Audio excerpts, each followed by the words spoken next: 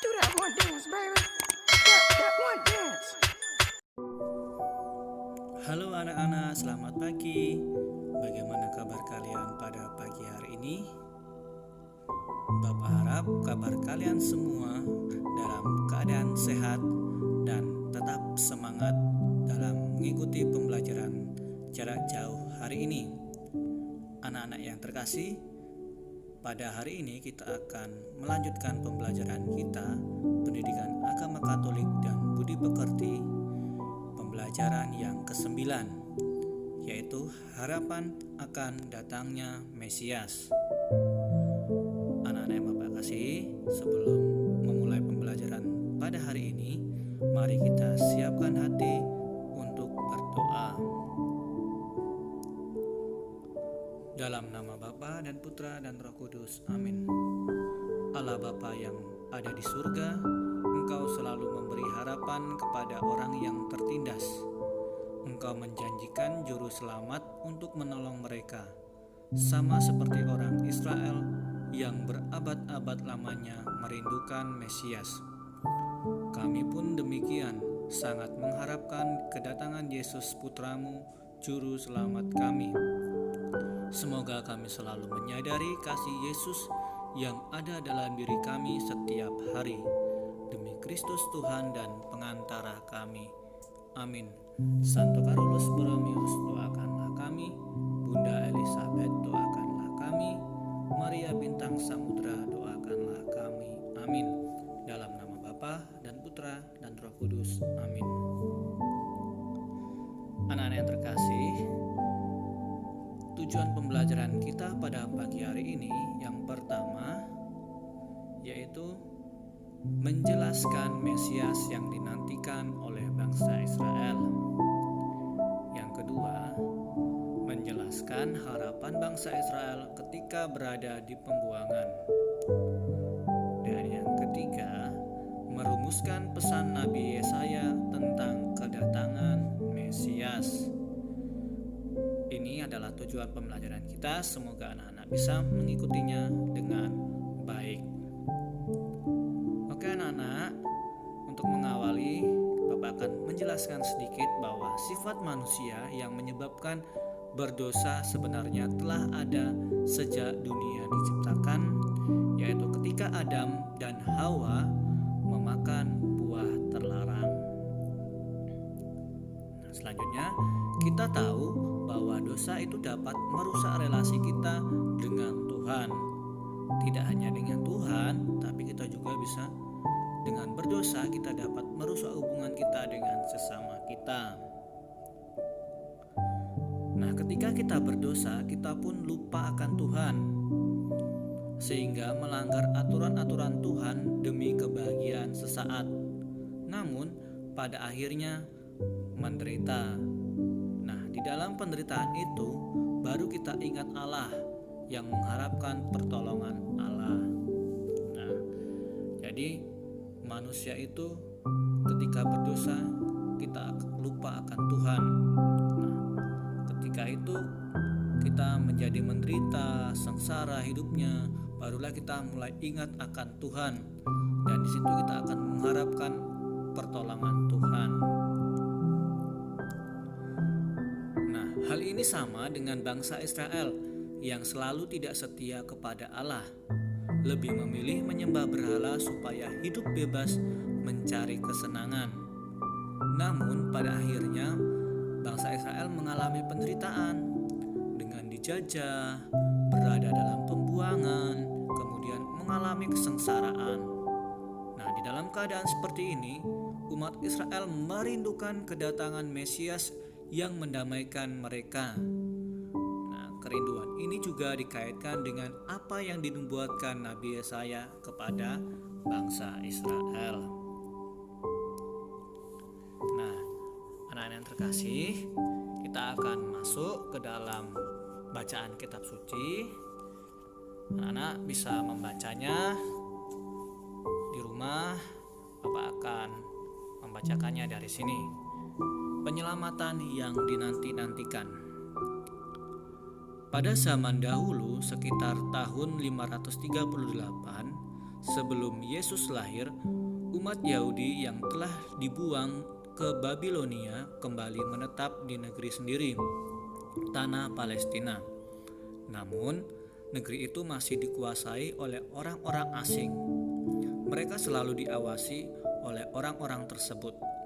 Kadangkala umat Israel ditangkap dan disandra, serta dipukul karena berani melawan. Umat Israel sangat menderita. Mereka mengharapkan seorang penyelamat yang dapat membebaskan mereka dari penderitaan lahir dan batin. Dalam harapan itu, umat Israel semakin yakin bahwa penyelamat atau Mesias akan segera datang dan membawa kebahagiaan serta damai sejahtera. Umat Israel teringat akan perkataan Nabi Yesaya beberapa tahun silam. Suatu tunas akan keluar dari tunggal Isai dan taru yang akan tumbuh dari pangkalannya akan berbuah. Roh Tuhan ada padanya, roh hikmat dan pengertian, roh nasihat dan keperkasaan, roh pengenalan dan takut akan Allah. Ya, kesenangannya ialah takut akan Tuhan. Ia tidak akan menghakimi dengan sekali pandang saja atau menjatuhkan keputusan menurut kata orang, tetapi ia akan menghakimi orang-orang lemah dengan keadilan dan akan menjatuhkan keputusan terhadap orang-orang tertindas di negeri dengan kejujuran. Ia akan mengajar bumi dengan perkataannya yang seperti tongkat, dan dengan napas mulutnya ia akan membunuh orang fasik. Ia tidak akan menyimpang dari kebenaran dan kesetiaan, seperti ikat pinggang yang tetap terikat pada pinggang. Serigala akan tinggal bersama domba dan macan tutul akan berbaring di samping kambing. Anak lembu dan anak singa akan makan rumput bersama-sama dan seorang anak kecil akan menggiringnya. Lembu dan beruang akan sama-sama makan rumput dan anak-anaknya akan sama-sama berbaring. Sedangkan singa akan makan jerami seperti lembu. Anak yang menyusu akan bermain-main dekat liang ular tedung, dan anak yang cerai susu akan mengulurkan tangannya ke sarang ular beludak. Tidak ada yang akan berbuat jahat atau berlaku busuk di seluruh gunungku yang kudus, sebab seluruh bumi penuh dengan pengenalan akan Tuhan, seperti air yang menutupi dasarnya. Maka pada waktu itu taru dan pangkal Isai akan berdiri sebagai panji-panji bagi bangsa-bangsa. Dia akan dicari oleh suku-suku bangsa, dan tempat kediamannya akan menjadi mulia. Demikianlah sabda Tuhan. Syukur kepada Allah. Nah, anak-anak yang terkasih, nanti bisa kalian baca sendiri di rumah tentang penyelamatan yang dinanti-nantikan. Nah, sekarang kita lihat. Nah, setiap orang itu memiliki kerinduan. Sama seperti kalian ya, kalian pasti memiliki kerinduan. Nah, untuk apa?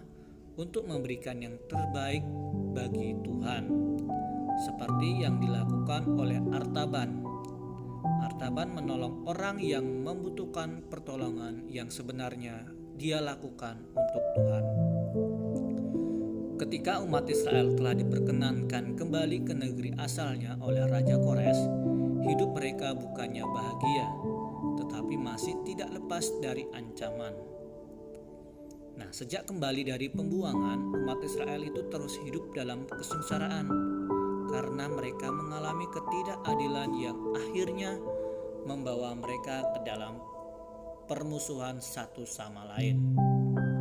Nah, selanjutnya dalam situasi tersebut, umat Israel itu merindukan kedatangan penyelamat. Siapa? Yaitu Mesias yang akan mendamaikan semua orang yang bermusuh dan menegakkan keadilan.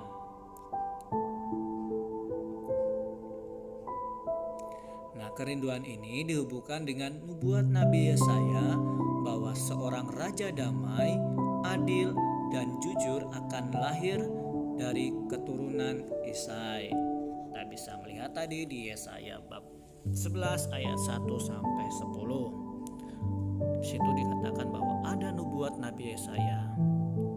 Nah, nubuat Yesaya inilah yang menjadi pegangan kerinduan umat Israel akan Sang Mesias yang menyelamatkan mereka. Nah, apa saja bentuk keselamatan umat Israel yang dinubuatkan oleh Yesaya?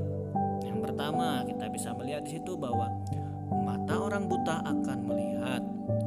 Kedua, telinga orang tuli akan mendengar. Ketiga, orang lumpuh akan melompat. Keempat, orang bisu akan bersorak-sorai. Mata air akan memancar di padang gurun. Keenam, sungai akan mengalir di padang belantara. Dan ketujuh, kedukaan akan keluh kesah akan menjauh.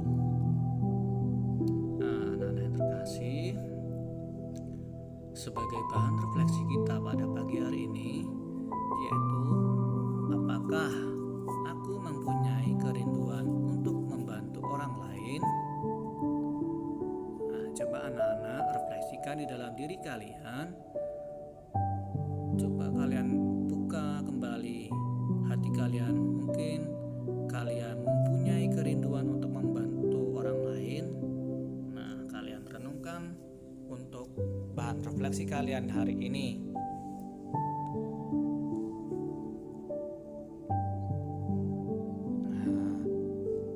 Nah, untuk mengakhiri pembelajaran kita pada pagi hari ini, Bapak akan menutup dengan doa penutup. Mari kita ambil sikap berdoa yang baik dalam nama Bapa dan Putra dan Roh Kudus. Amin. Allah Bapa di surga, terima kasih atas pembelajaran pada pagi hari ini. Semoga apa yang sudah kami pelajari tadi dapat kami terapkan dalam kehidupan kami sehari-hari seturut kehendak-Mu. Demi Kristus Tuhan dan pengantara kami. Amin. Santo Carolus Borromeus, doakanlah kami. Bunda Elizabeth, doakanlah kami. Maria Bintang Samudra, doakanlah kami. Amin. Dalam nama Bapa dan Putra dan Roh Kudus. Amin. Anak-anak yang terkasih, hanya ini yang bisa Bapak berikan untuk kalian. Semoga pembelajaran hari ini sungguh bermanfaat bagi kalian, terlebih dalam mengembangkan iman kalian akan kedatangan Mesias di dalam diri kalian. Nah, anak-anak, Bapak minta tetap jaga kesehatan.